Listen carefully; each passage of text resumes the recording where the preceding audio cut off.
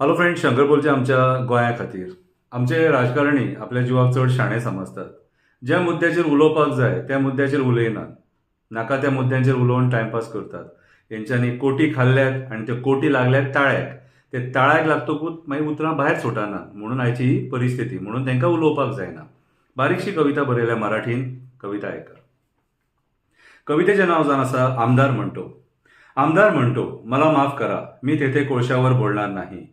कोळशाच्या मुद्द्यावर बोललो तर मला कमिशन मिळणार नाही. कमिशन मिळालं नाही तर मी उपाशी मरणार.